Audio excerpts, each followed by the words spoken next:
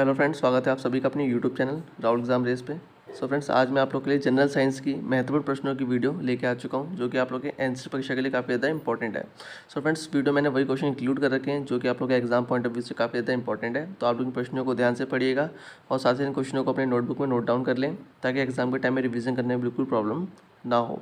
साथ ही साथ अगर आप लोगों ने हमारे टेलीग्राम चैनल को ज्वाइन नहीं किया है, राहुल एग्जाम रेस के नाम से टेलीग्राम चैनल है, उसको ज्वाइन कर लें, जहाँ से आप लोग इसकी PDF को फ्री ऑफ कॉस्ट डाउनलोड कर सकते हैं।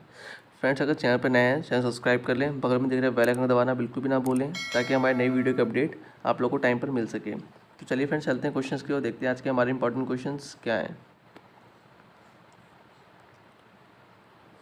फ्रेंड्स, क्वेश्चन फर्स्ट हमारा, निम्नलिखित में से भारी जल का रासायनिक नाम है।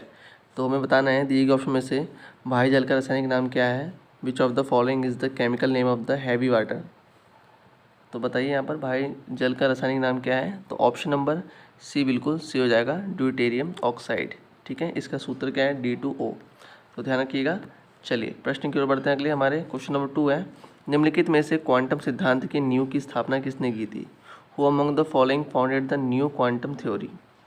तो यहाँ पर राइट आंसर क्या रहने वाला है। तो अगर आप लोगों ने ऑप्शन नंबर ए दिया है, बिल्कुल सही है, मैक्स प्लांक ने। ठीक है, मैक्स प्लांक ने क्वांटम सिद्धांत का थ्योरी दी थी।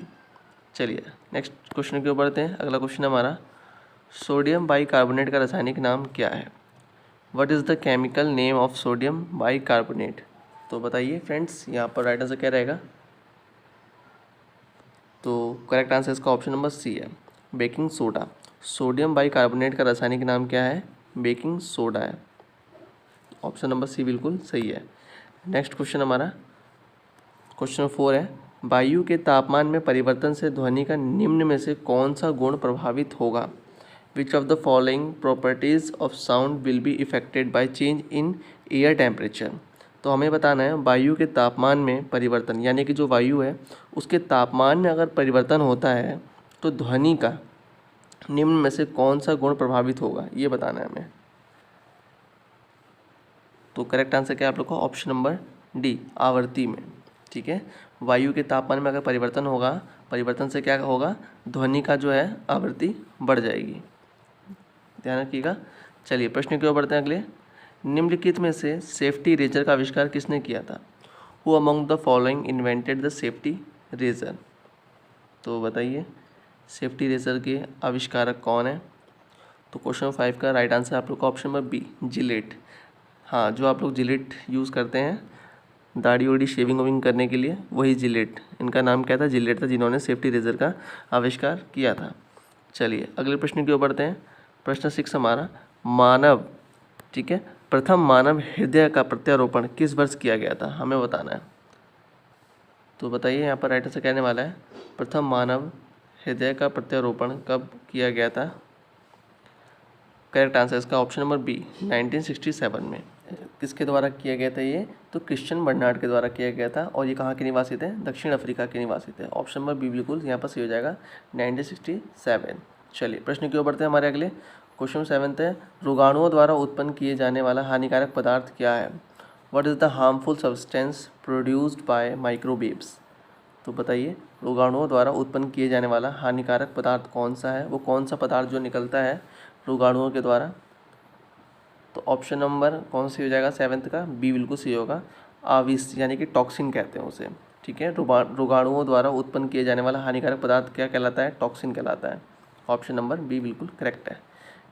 नेक्स्ट क्वेश्चन हमारा, कोशिकाओं में तुरंत ऊर्जा उत्पन्न के लिए हमको क्या लेना चाहिए। What should be take to generate energy in the cell immediately. तो हमें क्या लेना चाहिए, हम बताइए।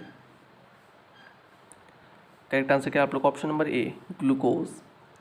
चलिए नेक्स्ट क्वेश्चन के बढ़ते हैं। सो फ्रेंड्स, अगर आप लोगों को ज़रा सा भी कंटेंट पसंद आ रहा होगा तो वीडियो को लाइक ज़रूर कीजिएगा। ठीक है, तो क्वेश्चन नंबर 9 था हमारा, पूछ रहा है हमसे, निम्नलिखित में से पादप के फेफड़े होते हैं। विच of the following plants have lungs. तो बताइए जो पादप होते हैं, ठीक है, उनके फेफड़े किस प्रकार के होते हैं, यानी कि पुष्प होते हैं, पत्तियाँ होती हैं, जड़ होता है, तना होता है। तो पादपों के जो फेफड़े होते हैं, जो लंग्स होते हैं, वो कौन से होते हैं। ऑप्शन नंबर बी, पत्तियाँ, यानी कि लीफ के द्वारा वो सांस लेते हैं। कौन, पादप, जो प्लांट्स होते हैं वो लीफ के द्वारा सांस लेते हैं। चलिए क्वेश्चन नंबर 10 है हमारा, यांत्रिक ऊर्जा को विद्युत ऊर्जा में कौन सा उपकरण परिवर्तित करता है? विच device convert mechanical energy into electrical energy? तो बताइए कौन सा वो डिवाइस है जो कि मैकेनिकल एनर्जी को इलेक्ट्रिकल एनर्जी में चेंज करता है? तो ऑप्शन नंबर बी बिल्कुल सही है, डायनेमो। प्रश्न हमारा अगला, रेडियो तथा वायरलेस टेलीग्राफ के आविष्कारक कौन है? Who is the inventor of radio and wireless telegraph? तो क्वेश्चन नंबर 11 का राइट आंसर क्या रहने वाला है? कौन है इनके इन्वेंटर? तो ऑप्शन नंबर डी बिल्कुल सही हो जाएगा, जी मार्कोनी। ध्यान रखिएगा, जी मार्कोनी रेडियो तथा वायरलेस टेलीग्राफ के आविष्कारक हैं। प्रश्न हमारा अगला, निम्नलिखित में से किसके द्वारा वायु के बल तथा गति को मापा जाता है?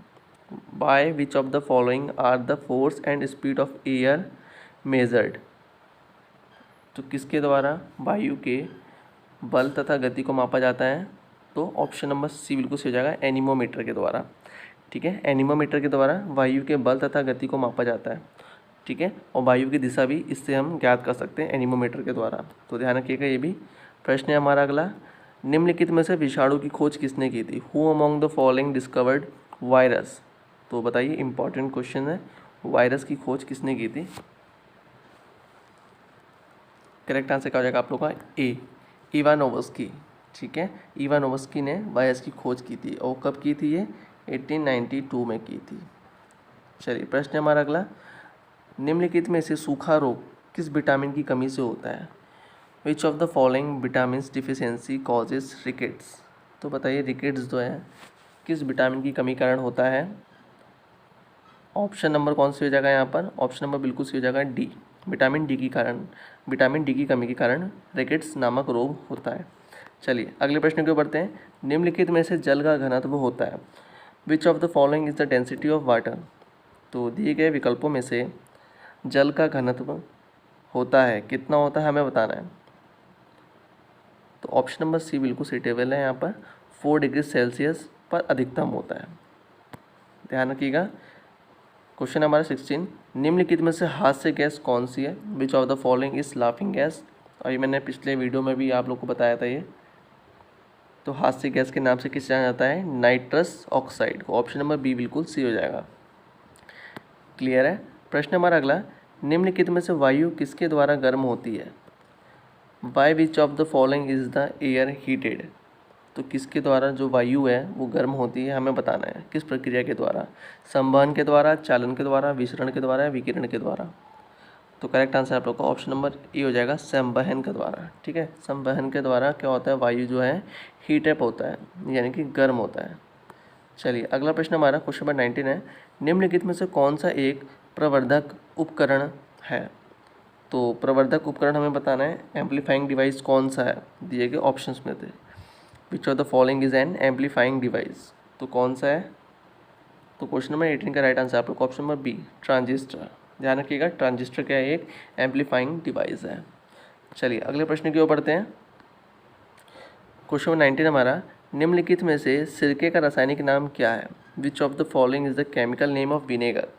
तो बताइए, काफ़ी बार पूछे जाने वाला क्वेश्चन है, विनेगर का जो रासायनिक नाम है वो क्या है?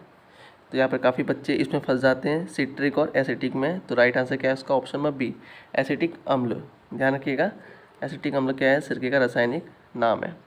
चलिए अगले प्रश्न की ओर बढ़ते हैं। क्वेश्चन नंबर 20 हमारा, निम्नलिखित में से कौन सा गुण बाह्य जल में नहीं होता है?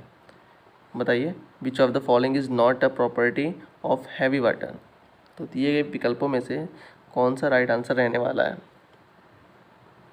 तो ऑप्शन नंबर बी बिल्कुल सही हो जाएगा। देखिए, बाह्य जल में कौन कौन से गुण होते हैं? तो बाह्य जल का घनत्व साधारण जल से अधिक होता है, ये भी सही है। ठीक है, बाह्य जल का हिमनांक साधारण जल से अधिक होता है, ये भी सही है। और इसमें से कौन सा सही नहीं है? बाह्य जल का क्वथनांक साधारण जल से कम होता है, तो ये सही नहीं है, बाह्य जल की प्रॉपर्टी ये नहीं है। क्लियर है, तो ध्यान रखिएगा। चलिए अगले प्रश्न की ओर बढ़ते हैं, जो कि आप लोग का सरप्राइज क्वेश्चन है। तो ये आप लोग का सरप्राइज क्वेश्चन है, जिसका आंसर आप लोग कमेंट बॉक्स में ज़रूर दीजिएगा। क्वेश्चन है, निम्नलिखित में से सोते समय रक्तदाब में क्या परिवर्तन होता है? विच of the following changes in blood pressure occur during sleep? तो ये आप लोग का सरप्राइज क्वेश्चन है, जिसका आंसर आप लोग कमेंट बॉक्स में ज़रूर दीजिएगा। सो फ्रेंड्स, ये थे आप लोग के आज के टॉप 20 क्वेश्चंस जो कि साइंस से रिलेटेड क्वेश्चन है और आप लोग के इनसे एग्जाम के लिए काफ़ी ज़्यादा इंपॉर्टेंट है। ठीक है फ्रेंड्स, तो आप लोग इन क्वेश्चनों को ध्यान से पढ़िएगा और अगर आप लोगों को वीडियो पसंद आए तो वीडियो को लाइक ज़रूर कीजिएगा। सो फ्रेंड्स, मिलते हैं नेक्स्ट वीडियो में कुछ नए इंपॉर्टेंट क्वेश्चन। जब तक के लिए bye bye, take care, Vande Mataram, जय हिंद।